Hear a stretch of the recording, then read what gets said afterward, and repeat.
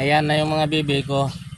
Kalilipat ko lang dito sa bahay nila. Ito yung pataasan ko to.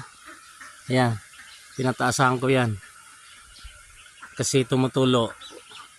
Ayan, ito ang kanila